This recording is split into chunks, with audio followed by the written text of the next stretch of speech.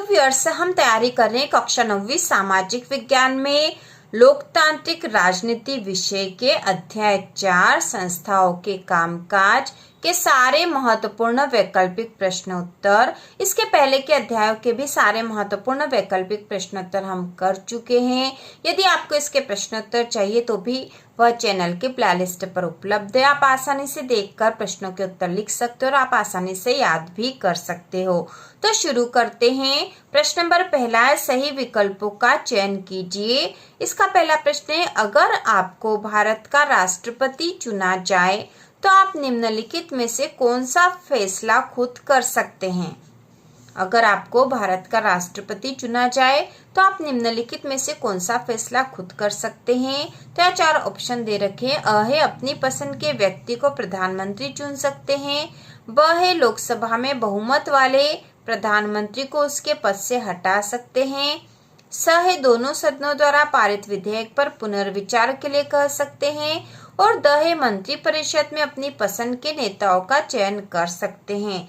तो इसका उत्तर आएगा सवाला, दोनों सदनों द्वारा पारित विधेयक पर पुनर्विचार के लिए कह सकते हैं। इसके अलावा कोई सा भी फैसला स्वयं से नहीं कर सकते हैं।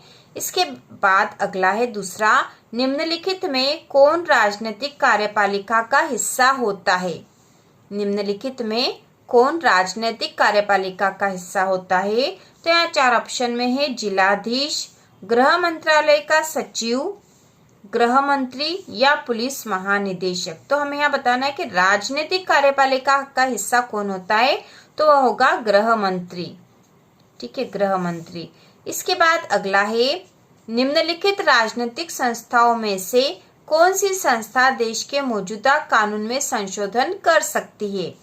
सर्वोच्च न्यायालय, राष्ट्रपति, प्रधानमंत्री या संसद। तो इसका उत्तर होगा संसद। ठीक है, संसद जो है वह मौजूदा कानून में संशोधन कर सकती है। संसद के बहुमत के बिना कानून में संशोधन नहीं हो सकता है। इसके बाद अगला है, कौन संस्था देश में मौजूदा कानून में संशोधन कर सकती है। तो यही वाला प्रश्न है जिसको थोड़े से अलग तरीके से पूछा है। कौन सी संस्था देश में कानून में संशोधन कर सकती है मौजूद कानून में। तो यहाँ पे भी उत्तर आएगा संसद। इसके बाद अगला है, भारत में वयस्क मताधिकार की उम्र है। भारत में वयस्क मताधिकार की उम्र है 18 वर्ष, 21 वर्ष, 24 या 26 वर्ष। तो इसका उत्तर सभी को पता है कि भारत में वयस्क मताधिकार की उम्र है 18 वर्ष। इसके बाद अगला है, संसद में कितने सदन होते हैं। 2, 3, 4 या 5। तो इसका उत्तर होगा 2। संसद में 2 सदन होते हैं, लोकसभा और राज्यसभा। इसके बाद अगला प्रश्न है, खाली स्थानों की पूर्ति कीजिए। इसमें पहला राज्यसभा से संबंधित अनुच्छेद है। तो राज्यसभा से संबंधित अनुच्छेद 2 है। इसके बाद 2 राज्यों के बीच विवाद द्वारा हल किए जाते हैं। तो 2 राज्यों के बीच यदि कोई विवाद होता है तो सर्वोच्च न्यायालय द्वारा हल किए जाते हैं। सर्वोच्च न्यायालय द्वारा हल किए जाते हैं।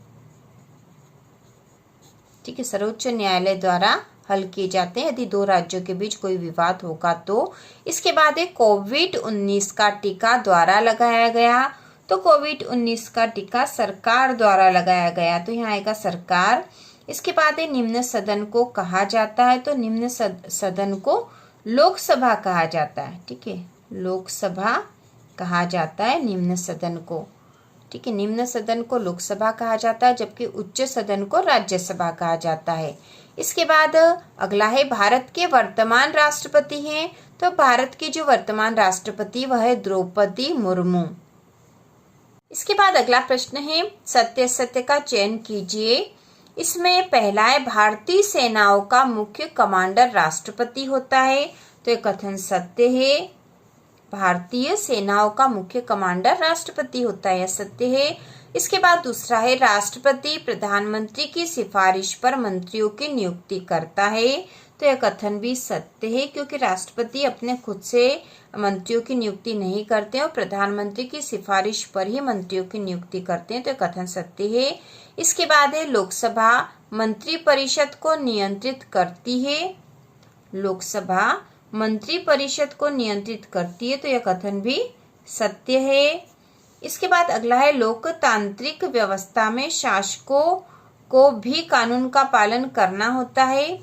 लोकतांत्रिक व्यवस्था में शासकों को भी कानून का पालन करना होता है, तो यह कथन भी सत्य है, क्योंकि शासकों को भी कानून का पालन तो करना होता है। इसके बाद है भारत देश 1956 में स्वतंत्र हुआ, तो यह कथन असत्य है, क्योंकि भारत जो है 15 अगस्त 1947 को स्वतंत्र हुआ था। इसके बाद अगला प्रश्न है, सही जोड़ी का मिलान कीजिए। इसमें सूची अ और सूची ब दे रखी है। सूची अ में है लोकतांत्रिक व्यवस्था, मुख्य न्यायाधीश की नियुक्ति, सर्वोच्च न्यायालय, मध्य प्रदेश उच्च न्यायालय और सुप्रीम कोर्ट के न्यायाधीशों का कार्यकाल। सूची ब में है राष्ट्रपति, जबलपुर 65 वर्ष, देश के न्यायिक प्रशासन को नियंत्रित करता है और कायदे कानून को मानना। तो इस प्रकार ये दो सूचियां दे रखी जिन्हें हमें आपस में मिलाना है। तो सबसे पहला है लोकतांत्रिक व्यवस्था, इसका जो जोड़ी बनेगी वह है कायदे कानून को मानना। ठीक है, लोकतांत्रिक व्यवस्था मतलब है कायदे कानून को मानना। इसके बाद है मुख्य न्यायाधीश की नियुक्ति, तो मुख्य न्यायाधीश की जो नियुक्ति है वह राष्ट्रपति के द्वारा होती है। इसके बाद है सर्वोच्च न्यायालय, सर्वोच्च न्यायालय, तो इसकी जो जोड़ी बनेगी देश के न्यायिक प्रशासन को नियंत्रित करता है। ठीक है, सर्वोच्च न्यायालय जो है देश के न्यायिक प्रशासन को नियंत्रित करता है। इसके बाद अगला है मध्य प्रदेश उच्च न्यायालय, तो मध्य प्रदेश का जो उच्च न्यायालय है वह जबलपुर में है। इसके बाद अगला है सुप्रीम कोर्ट के न्यायाधीशों का कार्यकाल, तो सुप्रीम कोर्ट के न्यायाधीशों का कार्यकाल होता है 65 वर्ष। तो इस प्रकार से जोड़ी बनेगी, बहुत ही आसान है। इसके बाद हम देखेंगे अगला प्रश्न, एक वाक्य में उत्तर दीजिए।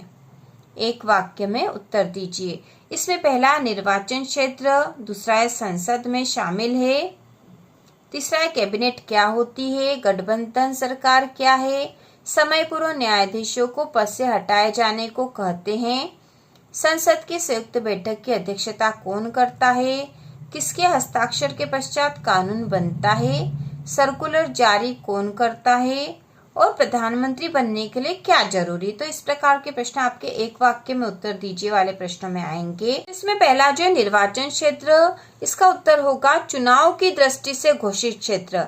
तो चुनाव आयोग जो पूरे क्षेत्र को अलग अलग भागों में बांट देती है, जिसे निर्वाचन क्षेत्र कहा जाता है, इसलिए चुनाव की दृष्टि से जो घोषित क्षेत्र है उसे निर्वाचन क्षेत्र कहते हैं। इसके बाद है संसद में शामिल है, संसद में शामिल है, तो इसका उत्तर होगा राष्ट्रपति, लोकसभा, राज्यसभा। राष्ट्रपति, लोकसभा, राज्यसभा, तो संसद में तीनों ही शामिल होते हैं, राष्ट्रपति, लोकसभा और राज्यसभा। इसके बाद अगला है कैबिनेट क्या होती है। कैबिनेट क्या होती है, तो इसका उत्तर है मंत्री परिषद का शीर्ष समूह जो निर्णय लेने में सहभागी होता है। मंत्री परिषद का शीर्ष समूह जो निर्णय लेने में सहभागी होता है वह कैबिनेट कहलाती है। इसके बाद अगला है गठबंधन सरकार क्या है।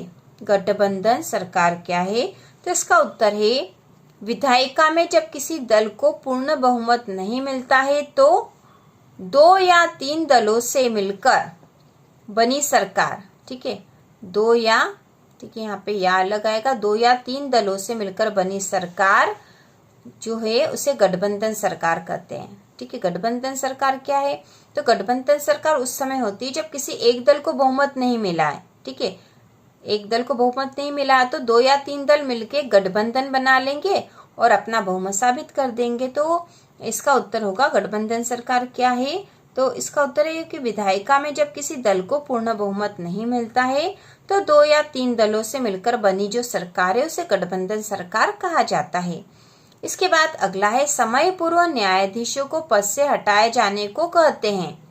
समय पूर्व न्यायाधीशों को पद से हटाए जाने को कहते हैं, तो वह कहते हैं महाभियोग। ठीक है, महाभियोग से ही न्यायाधीशों को समय से पूर्व हटाया जा सकता है, महाभियोग, तो उसे कहते हैं महाभियोग। इसके बाद है संसद की संयुक्त बैठक की अध्यक्षता कौन करता है। संसद की जब संयुक्त बैठक होती है तो उसकी अध्यक्षता कौन करता है, तो इसका उत्तर होगा लोकसभा अध्यक्ष।